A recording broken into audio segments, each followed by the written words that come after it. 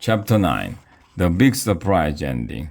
I know what you are thinking. You are thinking that when I blew out the candles, something caught on fire. You are thinking that set off a whole chain of events that ended with everybody running around, yelling and screaming and hooting and hollering and freaking out.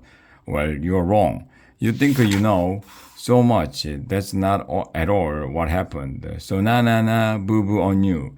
Here's what really happened. I blew out all 9 candles on my birthday cake, and everybody cheered. My mom cut the cake and started passing out pieces. Everybody was having such a good time that they didn't want to leave.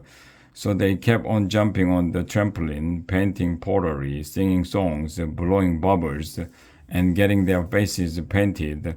The backyard was still crowded with people. My grandmother was doing Zumba, whatever that is, and she must have tripped or something. She bumped into Ranger Rick from the Wildlife Conservation Center. That started one of his birds of prey, which flew around crazily.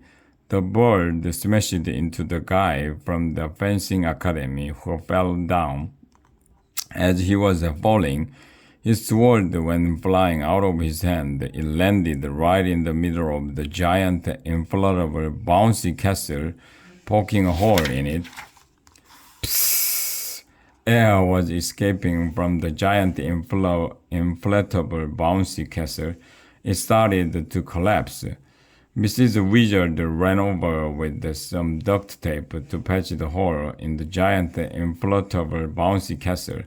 But on the way over, she bumped into the paint your own pottery table. All the pottery went flying. Some of the pieces hit Buffo the clown. He thought Giggles the clown was throwing pottery at him, and he became furious. The two of them started fighting again. They knocked over DJ Jazzy Jim's speaker system. It landed on the amazing Tortellini. He started crying. Miss Tumbles and Rusty Rose ran over to help the amazing Tortellini. Everybody else started running around, yelling and screaming and hooting and hollering and freaking out. Run for your lives, shouted Neil, the nude kids.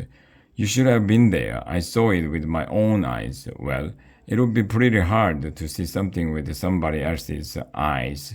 Great party, AJ, Ryan said as we sat on the steps and ate birthday cake while we watched everybody going crazy.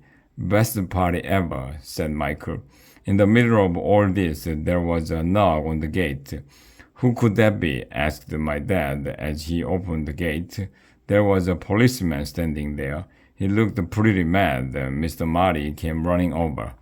My name is Officer Luke, the policeman said, flashing his badge. There must be some mistake, said Mr. Marty. I didn't hire a guy dressed up as a policeman. I'm not dressed up as a policeman, said Officer Luke. I'm a policeman. There have been complaints from your neighbor, Mr. Kidd, about the noise. This party is disturbing the peace. Who is in charge here? I looked at my dad. My dad looked at my mom. My mom looked at Mr. Marty. Mr. Marty looked at Officer Luke. Everybody was looking at everybody else. Nobody was stepping forward to admit they were in charge. I thought my dad was gonna die after everything else that happened. Now he might get arrested. He might have to go to jail for disturbing the peace.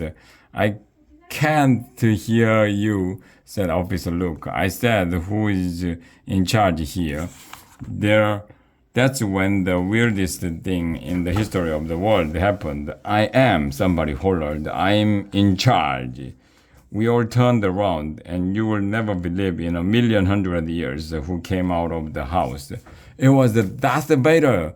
Gasp! Everybody gasped as Darth Vader walked across the backyard. Just like he does in the movies. Everybody stepped aside to let him through. It was cool. You are in charge? Asked Officer Luke, the policeman. That's right, said Darth Vader. What's the problem? This party is out of control, said the officer. You are under arrest for disturbing the peace. You can't arrest me, said Darth Vader. Oh yeah? Why not? Darth Vader paused for a ridiculously long time. Luke, he finally said, I'm your father. Very funny, said Officer Luke. That's when the weirdest thing in the history of the world happened. Darth Vader took off his Darth Vader helmet. Dad, shouted Officer Luke, you never told me you dressed up as Darth Vader. I thought you were a real estate salesman. I do this in my spare time, said Darth Vader. That's how I was able to earn enough money to put you through the police academy. Then Officer Luke and his dad hugged and everybody clapped. My mom started crying. Well, that's pretty funny. Much what happened. Mr. Marty thanked everybody for coming to the party and apologized for emailing all of his clients by accident. We gave Officer Luke a piece of cake to show our appreciation, and Mr. Donna offered to give him a free Zumba lesson. Whatever that is, after everybody went home, I opened my present. Ryan got me a new football. Michael got me a new skateboard. Neil got me a new video game. I got lots of other cool stuff too. I also got some lame present like clothes. Why would anybody give clothes as a birthday present? You can't do anything with them except wear them. I had to pretend I liked all the presents because that's the first rule of getting presents. It was kind of drag writing all those thank you notes to everybody. But all in all, I have to say it was the greatest day in my life. Maybe the pizza guy will finally show up. Maybe Mr. Marty will get his Mini Marty hand puppet back. Maybe Darth Vader will put more bran in his diet. Maybe I will eat the whole truck full of M&Ms. Maybe school will be declared illegal. Maybe my grandma will become a Zumba instructor.